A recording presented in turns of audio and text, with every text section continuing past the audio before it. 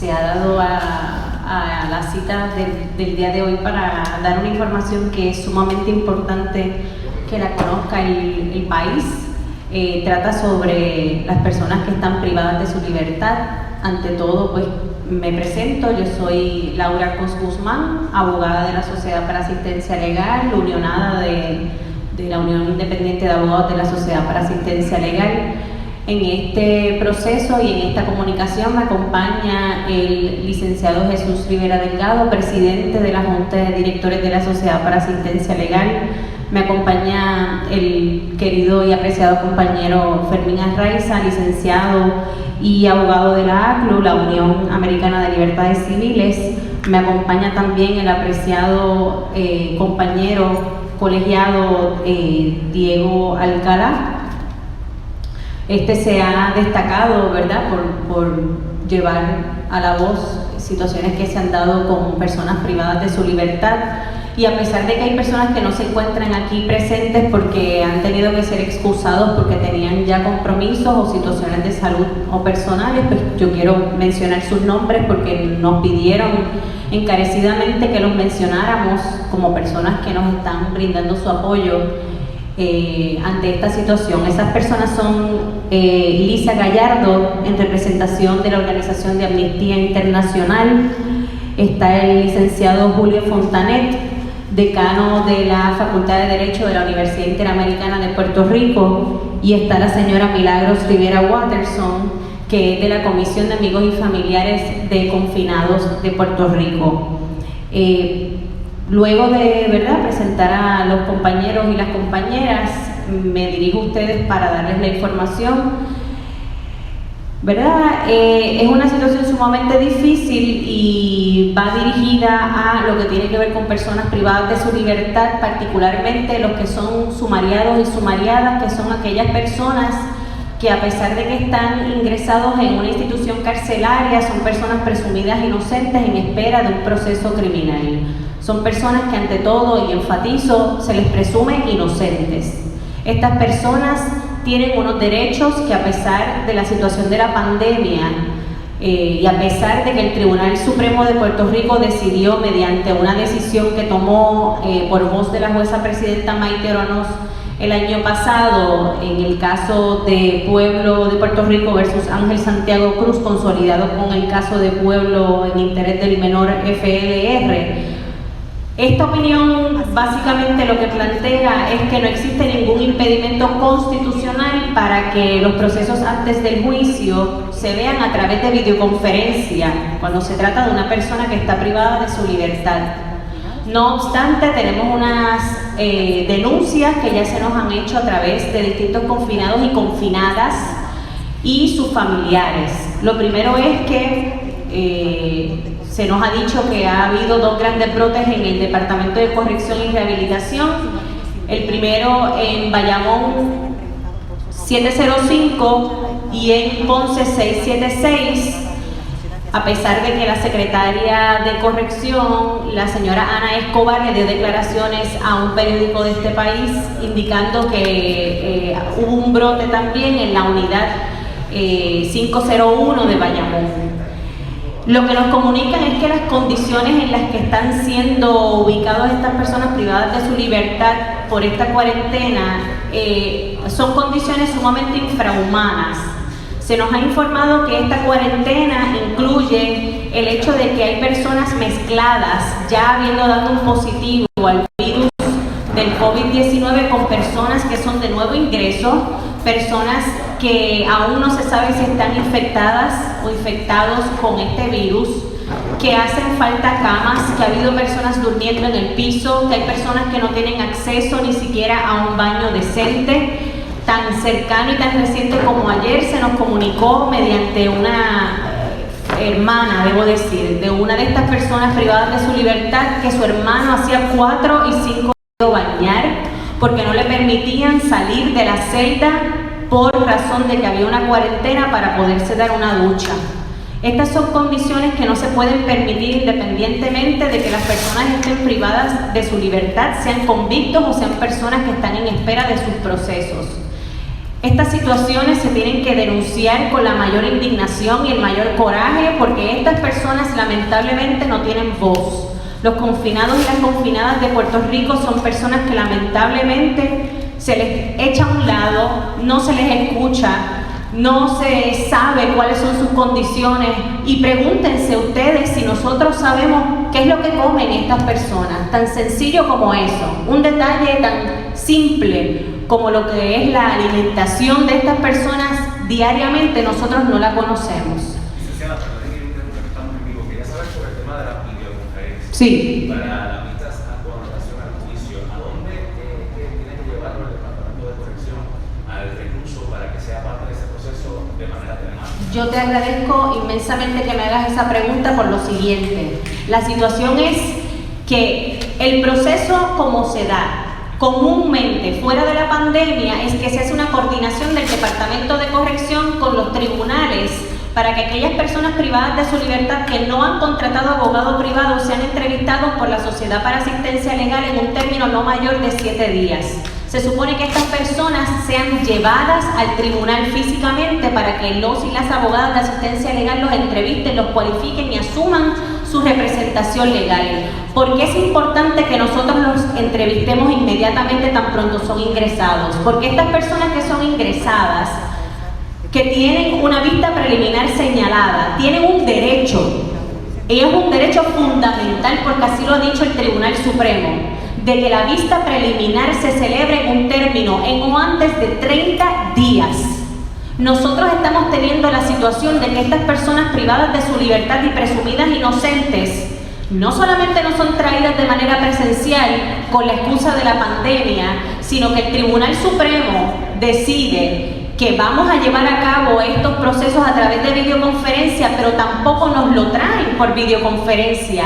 Pasan 7, 14 días, hasta 3 semanas desde que la persona fue ingresada y los abogados y las abogadas de la Sociedad para Asistencia Legal no hemos entrevistado a esta persona. ¿Y qué efecto tiene eso en el derecho que tienen a estar debidamente representados para la vista preliminar? Es bien sencillo. Si nosotros no podemos entrevistar a estas personas apresuradamente, como debe ser en un término en antes de 7 días desde su ingreso, y los venimos a entrevistar en el día número 27, como nos ha pasado ya a tantos y a tantas, esta abogada puede decir por su propia experiencia que yo he entrevistado personas privadas de su libertad en el día número 30, en el día donde se supone que se celebre la vista preliminar.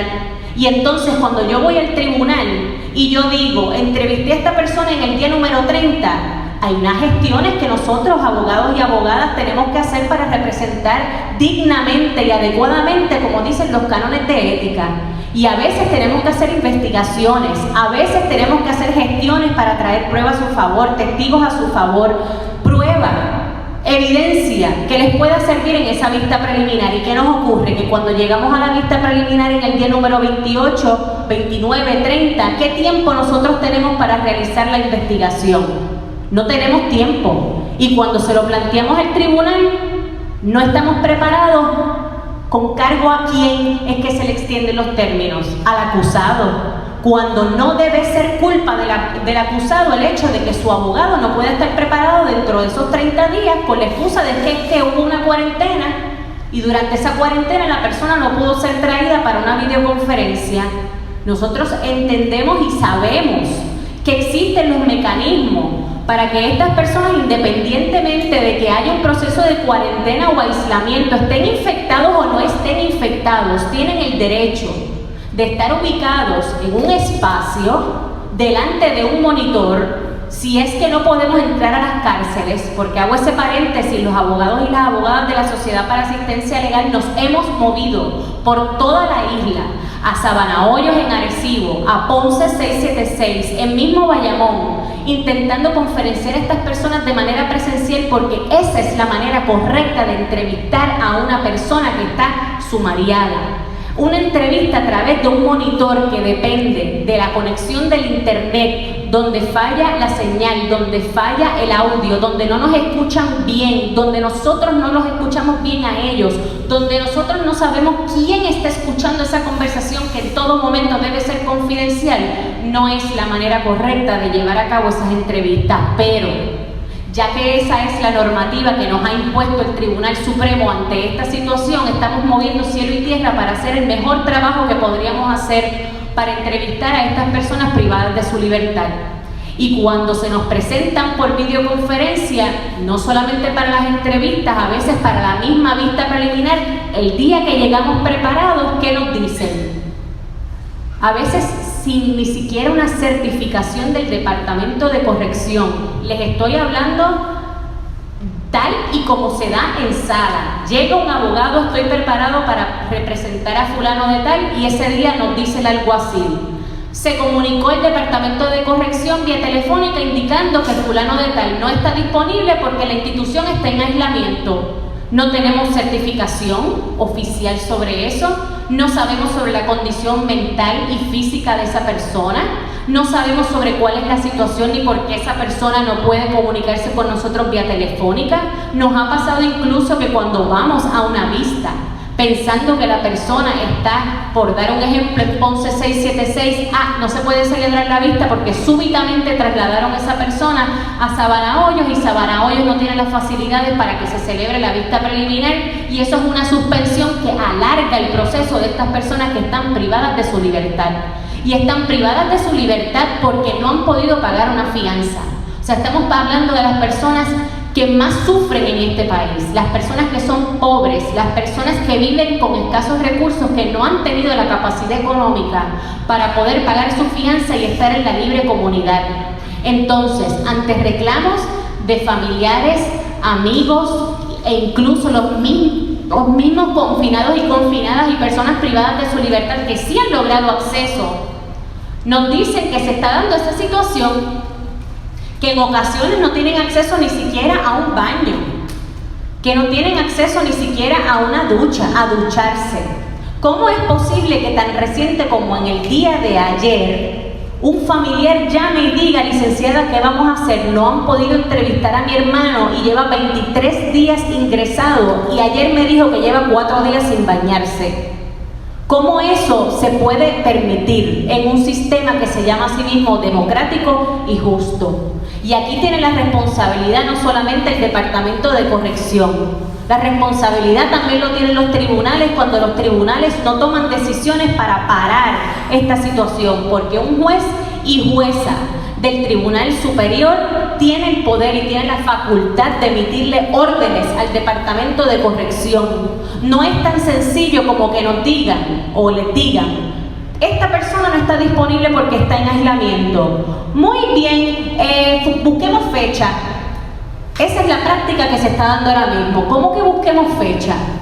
No es buscar una fecha, es que si la persona está en aislamiento, eso no es razón para yo no tener contacto con esa persona. Si la persona está o no está infectada, se tiene que habilitar un espacio para que se mantenga la comunicación con ellos y ellas, porque son ellos y ellas los que nos dicen lo que realmente está pasando.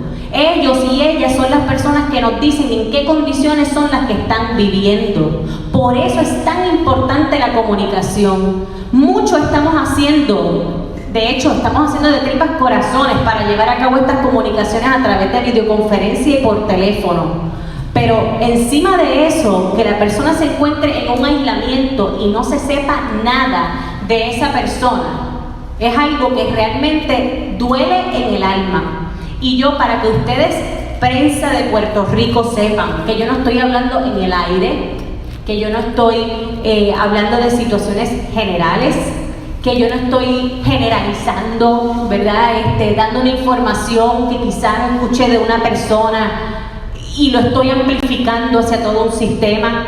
Nosotros en los últimos días hemos hecho todo lo posible para poder contactar a las 12 regiones judiciales para saber qué confinados y confinadas no han sido traídos a su proceso, ya sea a la entrevista o la vista preliminar, con la excusa de que están en cuarentena. Preguntamos a todos los abogados de la Sociedad para Asistencia Legal qué vistas y qué entrevistas no se han llevado a cabo con la excusa de que están en aislamiento. Yo tengo muchísimos nombres y yo no los quiero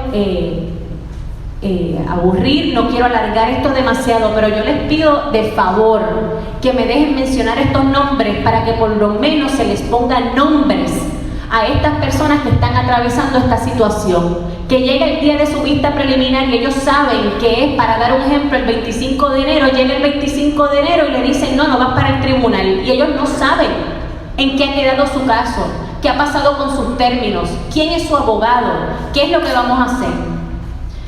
Y para poderle, ¿verdad?, dar nombres a esta situación que les estoy expresando en el día de hoy, les pido permiso, ¿verdad?, y con muchísimo respeto hablarles de estas personas. Algunos ejemplos son: Edilberto Sánchez Santiago, se encuentra en Ponce 676, tuvo vista el 5 de febrero del 2021 y no fue traído por videoconferencia. José Soto Figueroa, se encuentra en el Centro Médico Correccional de Bayamón, no fue conectado el 5 de febrero del 2021 y no se conoce sobre su estado de salud física. Nelson Morales Pagán, se encuentra en Bayamón 705, hasta donde sabemos estaba en aislamiento preventivo y no fue producido el 5 de febrero del 2021. Iván Pagán Medina, Ponce 676, estuvo en un lockdown total. Lockdown significa total encerrado, es un encierro que no solamente les impide la salida de sus celdas, sino que les impide también la comunicación con cualquier persona, incluyendo familiares y abogados. Magdiel Bonano Casanova, en Ponce 676, no se sabe de él desde el 20 de enero del 2021. Ángel Elías Candelario fue trasladado a Sabana Hoyos y por ese traslado no se pudo llevar a cabo su vista preliminar el 8 de febrero del 2021. Jesús Nieves Valderrama, lockdown total en Ponce 676 y no se sabe de él desde el 28 de enero del 2021. William Lozada, en Ponce 676, lockdown total y no hubo comunicación con él el 2 de febrero del 2021. Wilfredo del Moral Cuervo, en Ponce 676, lockdown total, no se sabe de él desde el 25 de enero del 2021. Gismel Marcano Nazario está en la cárcel federal, pero tiene un asunto en el plano estatal, ¿no?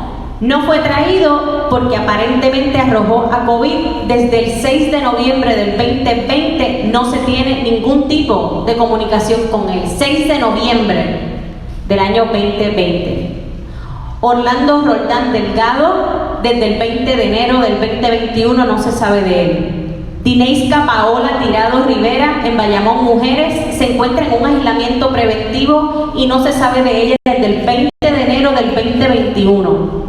Wanda Joan Lebrón Gallosa se encuentra en Bayamón Mujeres en aislamiento preventivo y no se sabe de ella desde el 20 de enero del 2021. Félix José Pérez Rodríguez se encuentra en una alegada cuarentena y no se sabe de él desde el 20 de enero del 2021. Eduardo Carrión Colón estuvo en Bayamón 705, se sabe que estuvo en un momento dado en el Centro Médico Correccional y no se sabe nada de él desde el 20 de enero del 2021. Esto es solamente un poco de los nombres que nosotros tenemos sobre las personas que están atravesando esta situación. Les estoy dando una fracción de los nombres que nosotros hemos podido adquirir de personas que están atravesando esta situación. Así que les pedimos encarecidamente que nos ayuden a llevar este mensaje al pueblo de Puerto Rico, porque estas son circunstancias que no se pueden dar, sobre todo cuando estamos hablando de personas que están privadas de su libertad, que tienen un derecho a la presunción de inocencia, que en su día de salir absueltos nadie les devuelve estos días, nadie les devuelve estos problemas que están enfrentando, que son condiciones infrahumanas. Yo les agradezco muchísimo que hayan estado aquí con nosotros y nosotras. No sé si alguien más del panel desee expresarse o si alguien tenga alguna pregunta adicional sobre lo que ya se ha dicho. Sí, diga. La primera es, ¿qué tienen estimado del total de confinados? Estamos en este proceso, en este momento, en ese proceso. Desde el día de ayer recibimos muchísimos nombres de distintas oficinas, en específico 5. Como se sabe, son 12 oficinas de la Sociedad para Asistencia Legal, así que obviamente estos abogados y abogadas están atendiendo casos todos los días, no es tan sencillo sacar ese número de un día para otro, y lo que estamos haciendo es que con la mayor urgencia nos den más nombres para nosotros poder hacer un estimado total aproximado de cuántas personas están en esta situación. ¿Y qué está pasando si llega, cómo se está manejando cuando se cumple el término de los 6 meses sin Bueno, eso es el término del habeas corpus. En cuanto al término del habeas corpus, las personas tienen derecho a que en un término de 6 meses sean excarcelados si no han comenzado el proceso de juicio. Sobre eso sería muy bueno aclarar algo en particular. Los tribunales están imponiendo condiciones para dar esa excarcelación, cosa que no contempla la Constitución de Puerto Rico. La Constitución de Puerto Rico es clara cuando dice que toda persona que lleve 6 meses encarcelada, privada de su libertad, tiene derecho a ser excarcelado al cumplirse ese número de 6 meses. Hay jueces y juezas en distintos tribunales de todo Puerto Rico que al momento de ese término del habeas corpus, si la persona no tiene un tercer custodio que se haga cargo de la supervisión de esa persona, no lo excarcela. Si la persona no tiene la facilidad para tener un número de teléfono, para poderle poner, por ejemplo, un GPS, una supervisión electrónica, no los excarcela. Y esto es totalmente inconstitucional. Esto se ha llevado a los distintos tribunales, se está planteando ahora mismo en el Tribunal de Apelaciones, y la realidad es que estas cosas pasan y mucha gente no se entera porque esto es el diario vivir en los tribunales. Nosotros, los abogados que litigamos constantemente en las salas de lo criminal, vemos cuando esto sucede y a veces realmente nos sentimos como si estamos hablando en el desierto, porque la Constitución es clara, no pueden excederse esos 6 meses. ¿Y cómo es posible que un juez o una jueza se abrogue la facultad de decir yo no te voy a excarcelar porque no tienes un número de teléfono para conectarte con el GPS? Y obviamente a quien esto más afecta es a la gente más empobrecida del país.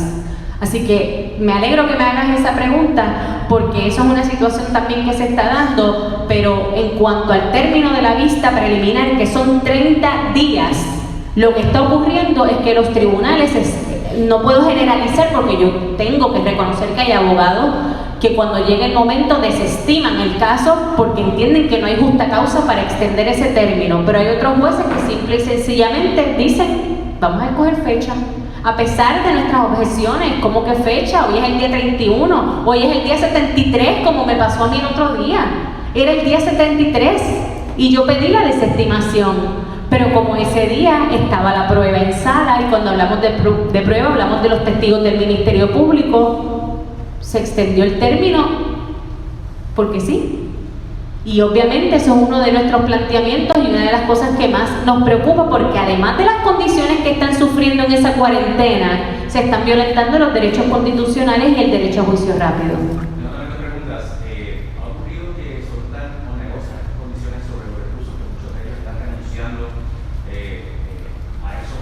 Derechos de las etapas procesales sin siquiera haber sido orientado adecuadamente del derecho para la reducción. Te agradezco muchísimo esa pregunta porque eso es exactamente lo que está ocurriendo con esta situación. Todo lo que yo llevo explicando hasta ahora, todo esto, lo que está provocando es que cuando llegue el día de juicio, que es donde sí tienen derecho a estar presentes, yo les voy a hablar de mi experiencia. Yo no quiero dar información de lo que otro me haya dicho que a otro le pasó. Yo le voy a decir que tan reciente como hace 2 semanas, en la sala 201 del Centro Judicial de Carolina, el confinado, persona privada de su libertad, que tiene derecho a una presunción de inocencia, que lleva más días de lo que se supone en cárcel. Cuando el juez me preguntó, licenciada, ¿usted desea que esta persona venga para estar presente en juicio, ese muchacho que se llama Ángel Luis Sanjurjo y se debe hasta ahora encontrar en Sabana Hoyos, casi retumba el sonido de su no por videoconferencia. Cuando se le preguntó qué pasó, ¿cómo que no? Yo tenía una idea de lo que le iba a decir. El juez me pidió que si yo quería hablar en privado con él y le dije que no, que yo quería que él dijera a viva voz en ese monitor, delante del juez, delante del personal del tribunal, delante del público, por qué él no quería estar presente en el juicio. Y Ángel Luis Sanjurjo dijo: yo no quiero que me lleven al juicio, porque si yo tengo que salir de la cárcel para presenciar mi juicio, cuando yo regrese, si no me escarcelan, yo voy a tener que pasar por una cuarentena en donde se nos están violando los derechos. Y esto que él dijo, lo escuchó el juez, se tomó nota de esta situación, le pedí al juez que tomara conocimiento y que obviamente se constatara en la minuta de estas expresiones que estaba haciendo Ángel Luis Sanjurjo, porque esto es sumamente preocupante. Esto lo que está logrando es que todas estas circunstancias lleven a estas personas privadas de su libertad con presunción de inocencia a que todos los derechos que tienen contemplados en la Constitución, por desconocimiento, por terror y por miedo, digan: renuncio porque es que yo no quiero pasar por esa cuarentena. Y eso no puede ser, porque ni siquiera nos hemos podido sentar para yo explicarle todos los derechos que esta persona tiene y cómo le beneficia su presencia a mi lado. ¿Cuánto le beneficia el estar al lado mío cuando yo tengo la oportunidad de defenderla o defenderlo? Ustedes no tienen idea de lo importante que es cuando un testigo está declarando y dice algo y nuestro representado inmediatamente recuerda alguna situación o algo que le ayude en su defensa, inmediatamente nos lo dice al oído. No pueden hacer eso ahora mismo. No lo pueden hacer en vista preliminar, y si quieren renunciar al juicio menos todavía. Y eso a nosotros, obviamente, abogados y abogadas, nos ponen en una situación sumamente incómoda, porque nosotros tenemos unos deberes que descargar y nosotros tenemos unos cánones de ética que tenemos que cumplir. Nosotros venimos obligados a dar una representación legal digna, adecuada y competente. Y yo no puedo dar lo mejor de mí como abogada si la persona que yo represento opta por quedarse en la cárcel. Y obviamente opta por quedarse en la cárcel por miedo, no es por otra cosa. Y eso es algo que no puede suceder. Las situaciones dentro del Departamento de Corrección no pueden ponerse tan inhumanas, infrahumanas, precarias, que las sumariadas y los sumariados, hombres y mujeres privados de su libertad con derecho a la presunción de inocencia, digan: yo prefiero quedarme preso que presenciar mi juicio. Y con eso, ¿a qué están renunciando? Están renunciando a traerme pruebas a su favor. Están renunciando a darme información durante la celebración de juicio. Están renunciando a su derecho a un proceso que sea justo, público, imparcial, porque no puede estar físicamente ahí con sus dos oídos, escuchando, mirando todo lo que está pasando.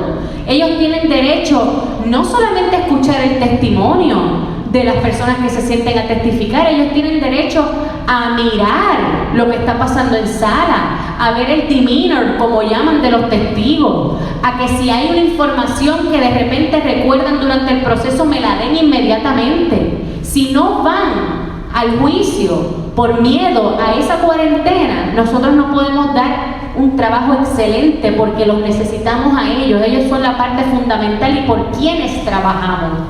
Así que eso es una situación que es peor aún. Como parte de este proceso de recopilar información, planifican utilizar un recurso extraordinario para provocar que los tribunales se expresen, que indiquen, que ordenen a corrección, ser más diligentes en este proceso. Yo tengo conocimiento de que hay jueces y juezas que han emitido órdenes de mostrar causa al Departamento de Corrección cuando hay confinados y confinadas que no han sido traídos para sus procesos. Nosotros estamos haciendo gestiones para podernos también reunir directamente con la secretaria del Departamento de Corrección y Rehabilitación, Ana Escobar, pero en adición tengo que decir que el caso de Ángel N. Cruz perdóneme, Ángel N. Santiago Cruz, que trata precisamente sobre esta situación de las videoconferencias. El Tribunal Supremo se expresó, pero en este momento hay una segunda reconsideración que ha pedido la Sociedad para Asistencia Legal, que todavía no ha sido resuelta. Así que estos son los mecanismos que nosotros estamos utilizando hasta ahora, legales, por decirlo así, para resolver esta situación. Pero esta información es bien importante que la gente lo sepa, porque con la pandemia se justifican muchas cosas. Con la pandemia se puede justificar, y no lo digo yo, o sea, el propio sistema puede justificar la violación de derechos constitucionales y lo está haciendo socolor de que es que hay una pandemia y por la seguridad hay que tomar unas medidas que violentan los derechos constitucionales. Jesús Rivera Delgado, Sociedad para Asistencia Legal. Solamente quiero añadir a lo que dice la compañera, que cuando una persona es privada de su libertad mediante una orden de un tribunal que determina que una persona tiene que ser privada de su libertad, ese es el derecho constitucional que pierde. Porque uno sea convicto de delito, uno sea sumariado, no quiere decir que uno pierde todos sus derechos humanos, civiles, constitucionales, por ser un confinado. Y ese mensaje, porque quiero que esté bien claro, porque eso es así.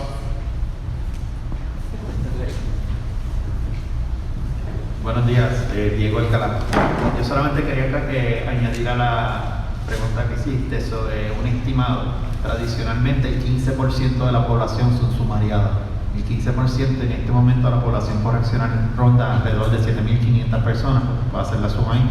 Y a eso hay que añadirles también las personas que están privadas de libertad por revocaciones aprobatorias, que en muchos casos también son lo que se conoce como violaciones técnicas, o sea, no son por comisión de nuevos delitos, sino también por comisión de no cumplir con las órdenes, sea se mudó y no lo notificó, o tuvo una interacción con un agente de la policía, o interactuando con la que me gusta mucho, personas de dudosa reputación.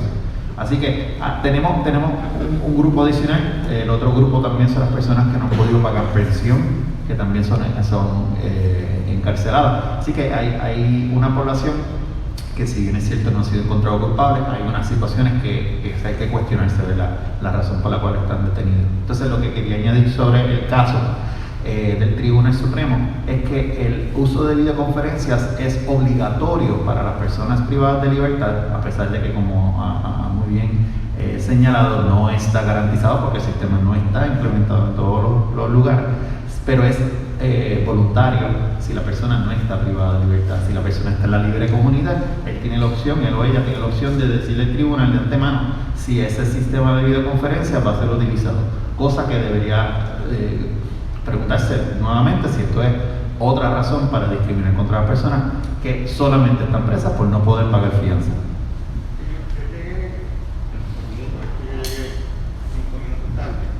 Esta es una situación que afecta a todos los sumariados, independientemente si son positivos o no positivos. ¿Sí? ¿Esa es la denuncia? Sí. Sí, nosotros estamos hablando de personas que se encuentran en aislamiento porque el Departamento de Corrección y Rehabilitación alega que están en aislamiento, no porque estén positivos, porque cuando han dado un positivo, envían una certificación, por lo regular, envían una certificación indicando que la persona está dando positivo al virus. Ahora,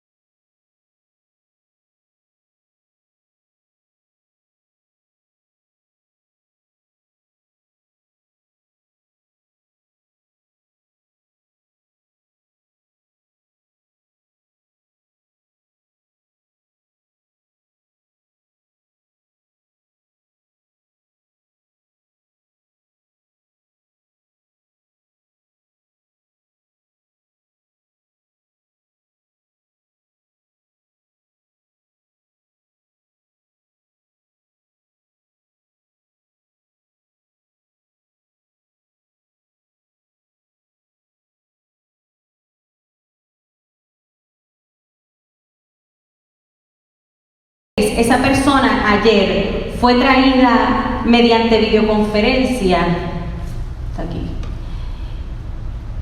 y lo pusieron en videoconferencia con un mameluco blanco para su protección.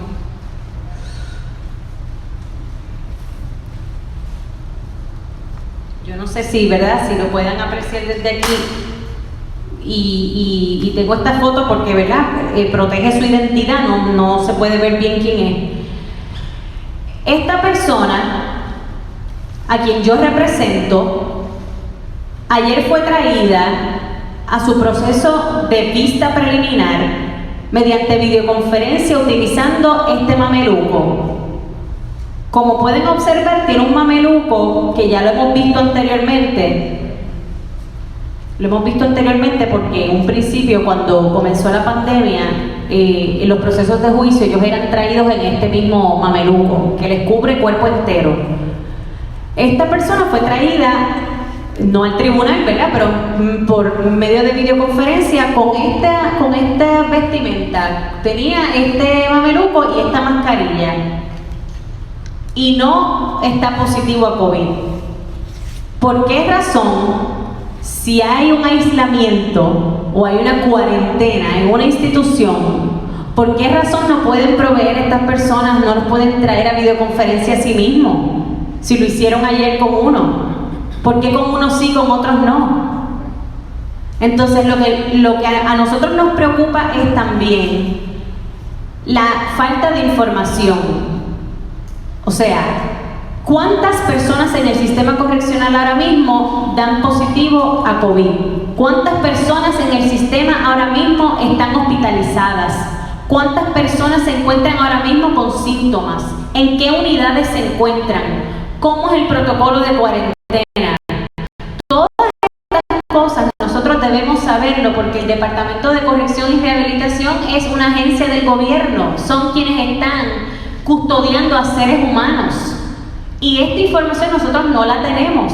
La señora Milagros Rivera Watterson, que no pudo estar en el día de hoy por razones de salud, me pidió que dijera que a pesar de que se anunció que iban a iniciarse unas posibles visitas de familiares en el verano, a ella le preocupa enormemente que a pesar de que se nos da esta noticia de que van a reiniciarse las visitas, el proceso de vacunación no sabemos cómo se está llevando a cabo, qué medidas se van a estar tomando para prevenir los contagios. O sea, dan como una noticia para consolarnos, consolar a los familiares con que pronto van a poder ver a sus amigos, a sus amigas, a sus familiares confinados, pero no sabemos cuáles son los mecanismos que se van a tomar para la protección de estas personas privadas de su libertad y sus familiares.